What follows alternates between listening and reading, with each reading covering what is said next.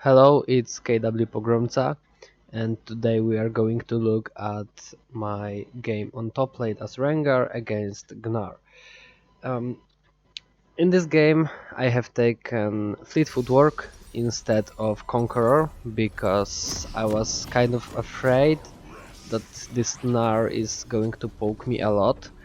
Um, just because I just assumed he is going to be good. That turned out not to be really the case, but well, we will see later in the game. Um, Anyways, you could have seen runes on the screen. That are the runes that you can play against Gnar. You could also play just Conqueror or Grasp of the Undying, although I would rather prefer either Conqueror or Fleet Footwork, just as I have taken in this game. At the start, I know that Lee Sin is going to start red because he said that. So I just wait in the tree bush looking for cheese against that Gnar because he has no possibility to win against me at level 1. Um, he doesn't come there, so I just will go back to lane to stack my ferocity. It's very important against poking matchups that you stack your ferocity early on, otherwise they are going to poke you when you try to stack that ferocity, right? Um, so as you can see, I don't wait in tree bush really long. I come here, I take those minions and drag them close to bush so that Gnar has no possibility of actually dragging the wave out of bushes. I stack my ferocity before he can poke me, then I just go for the trade when I've got my 3 stacks. He loses half HP, he pokes me back a bit too, but I have Fleet Footwork, and actually when he is half HP I can kill him in one go at level 3, so even if he has taken half of my HP too, it would be rather fine. There I push for level 2 and I engage on him.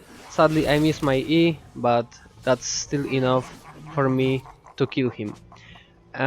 There I could have gone back because the wave was slow pushing towards me, but I have no teleport and Gnar has teleport. So I decided to just use my potion, stay on lane and maybe drag Warwick attention so that my bot lane doesn't die, because I know I probably can just outplay them and survive the gank, because Gnar doesn't really have that strong all-in early on. So there you can see Warwick comes, I prepare my ferocity, then use it to take the fear off, use bushes to jump away and just run away. I use my ward here to get vision on Gnar, then I run away and we try to chase a bit. Lee Sin miss his Q, so we back off, but they re-engage, so I just go back, use my W to heal up and flash away. Warwick flashes after me and Lee Sin has a free kill on him. Then Lee Sin chases Gnar, so there is basically 2 kills for Lee Sin. Gnar has no TP now, so I can easily push it towards his tower, and the lane is basically over for Gnar because I have so huge lead in gold that he really can't do much. If I was just 1-0 and we didn't kill Gnar there and I just wasn't so ahead, I would buy Vampiric Scepter so that my sustain is much better and Gnar can't poke me out of lane. But when I'm so ahead, I just prefer straight up damage so that I can freely kill him over and over. In this matchup, it's quite good to go for Eclipse. That is what I have played in this game. By the time I go back to lane, I watch my laners being killed. Kind of sad view, but Well, uh, let's not tilt about that. It's not like they are feeding very hard. We still are ahead in kills, so it's all okay. There Gnar tries to push the wave to the tower, so I just go for all in, miss my ferocity E, and that lets Gnar escape. I can't really chase him more. I take unnecessary tower hits, so that is bad from me. I misplayed mechanically there a bit, or maybe just Gnar has done a good dodge. But anyways, there is no kill, but Gnar is forced to go back. I've got my fleet footwork, so that I don't have to go back yet. I can just freeze it there, or I can push it and then look to take Warwick's jungle. I decided to slow push it at first, but then I thought that Warwick is probably gonna stay bot, so I just wanna take his golems. That is why I'm going to shove the wave in the near future. Also, I couldn't really freeze it anymore. Enemy minions don't have cannon anymore. I have cannon that has half HP, so it's not basically freezable right now. So it's better to just push it to the tower and then look for some additional gold from enemy jungle, right? I can't really dive that Gnar 100 to 0. I don't have enough mobility. I have enough damage, but I don't have enough mobility. He is just going to E through minions and I would just die under that tower. So I just push. I don't give too much fuck about Warwick coming there because I have so many minions and I'm so ahead that I could actually 1v2 them. Also I have seen Lee Sin coming. The fact that Lee Sin came here kind of changed my plans, because with Lee Sin I wanted to just look for Warwick trying to gank, and that is why I wasted basically whole time my wave was under Gnar's tower, and that is why I didn't invade.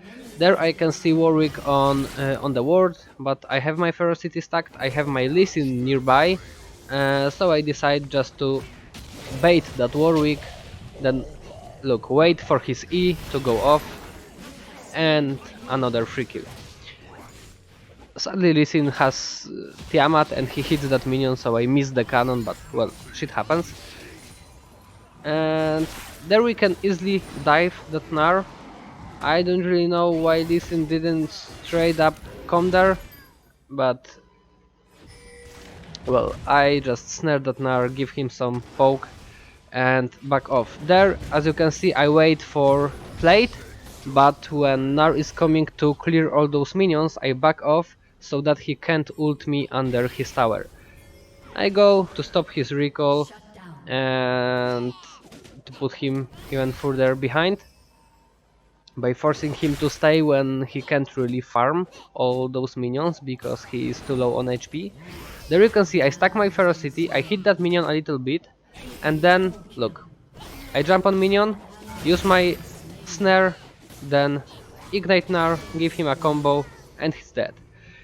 That is what you wanna do. Take a minion to the point where you can kill it with one auto, then jump on it with ferocity up, and use your E on the opponent, so that your auto attack kills the minion, so that there is no chance that your E will actually get blocked, and most of enemies are not going to be prepared for that. I mean, this Gnar is Diamond 2 and he really didn't expect that, so most of people in Platinum and below really have no clue that you can do that, right? Their Gnar pokes me a little bit. I could have stayed on lane, but I don't really know where Warwick is. I have a lot of gold and I don't want to in. Well, now I know where Warwick is, but still, I already almost recalled. It was no point for me to stay there, especially that the wave was actually in the place where I don't miss too much. I mean, by this recall I have missed like 2 minions under my tower, so it could be way worse if I just stayed on the lane and died because of my greed. Um, I've got my Eclipse. That is the moment when Gnar basically has no chance of poking me out of the lane. Also, that is the moment when I have some additional damage, so I can trade even more aggressively. Right now, if I have my Ignite up to reduce the healing of Warwick, I'm probably able to kill them both on the gank, so I can just not give a fuck about ganks actually. There you can see I do what I wanted to do earlier. I just pushed the wave. I didn't push it all the way through, so it's not like perfectly done, but I pushed it almost to the tower, so that tower hit at least the melee minions and cannon. Gnar is trying to freeze, but he's doing that kind of poorly, so I have enough time to take golems for free. I have enough time to take raptors for free. I see Warwick going for the Drake, and I would probably run to the Drake, if not the fact that I see that my whole team is actually going back.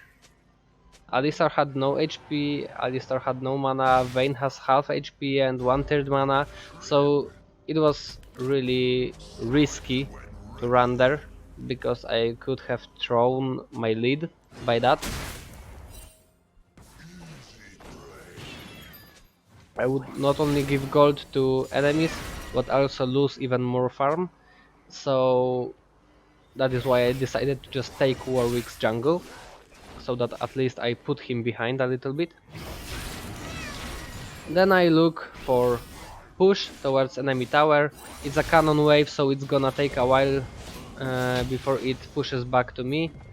I see Warwick invaded Glycine, so I go there,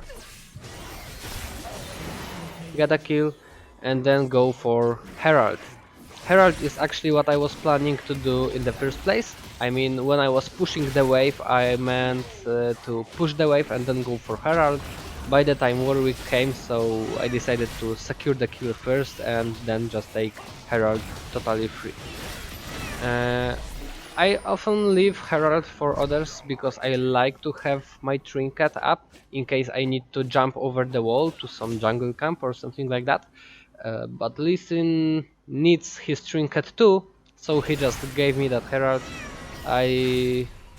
It's okay for me, right? I can take tower much easier with it, so it's not like it's bad.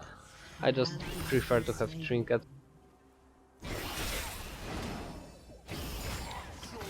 There Gnar takes it, but I wanted to just bait his ultimate. That is why I came to the bush, left the bush in his direction, so that maybe he would get scared and ult, but not jump on him, right? Because if I have jumped on him when he had 100 fury, he would just ult me under his tower, then W me under his tower, and I would most likely die and throw my lead.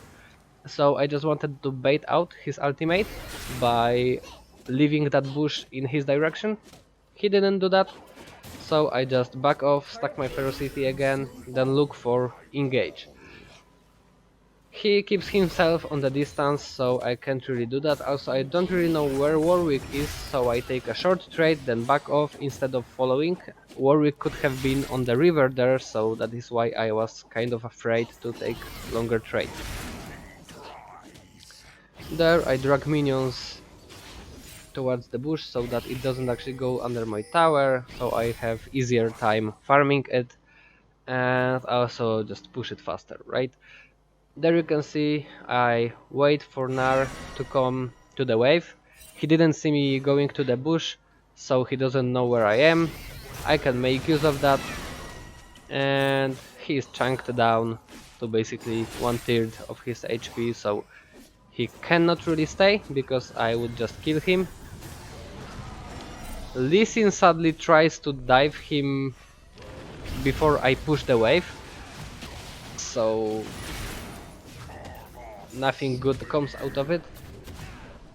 But well, Now it's the time I use Herald. Herald.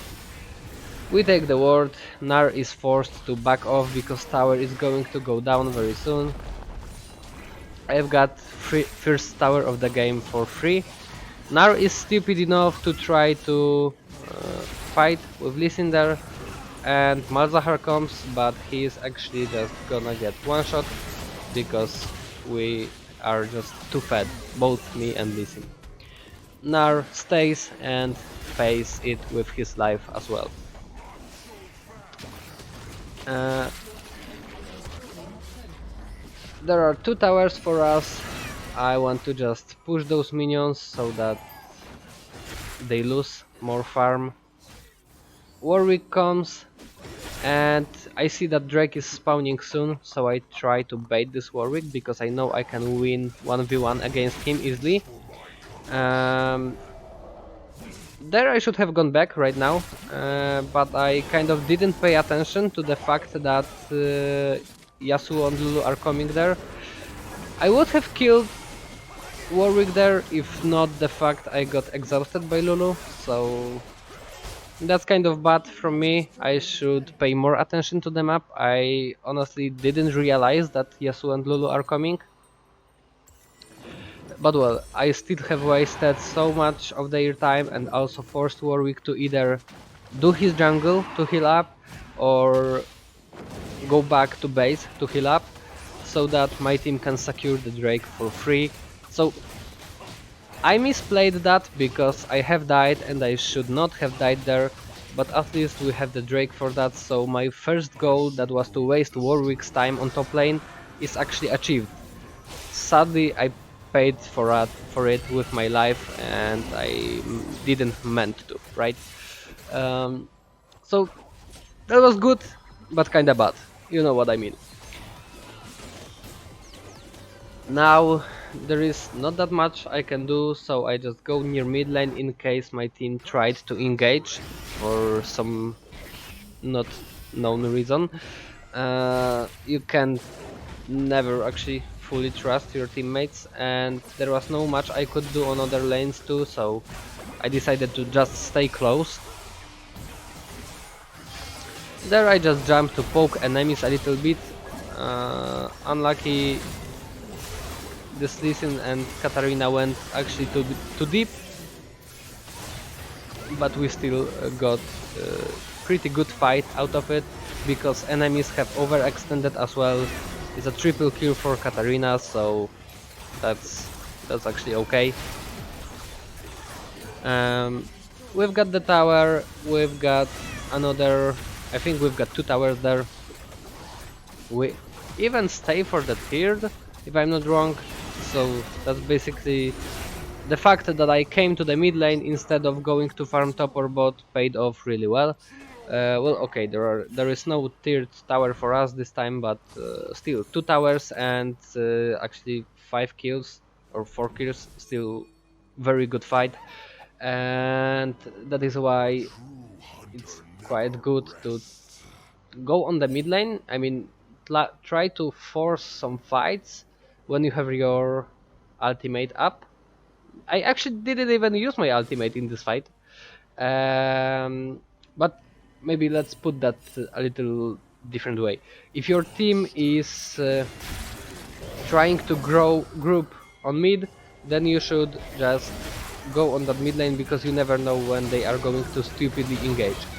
There I go back when I see Warwick is casting his E, so that I don't get feared, and I just snared him instead of using Ferocity Q because one, I didn't know him, I didn't want him to run towards his teammates, and two, I wanted my teammates to actually come closer so that we can collapse on him and just take him down. There I'm just going to speed it push top because I don't have my ultimate, and actually Rengar is pretty much useless on mid lane when he has no ultimate because there are no bushes that you can jump from. I don't see enemies right now, I don't really know where they are, and actually 4 out of 5 are alive, so I don't push further. I just go back. Now I see Gnar and Warwick on bot side jungle, so I decide to follow up this Lee Sin.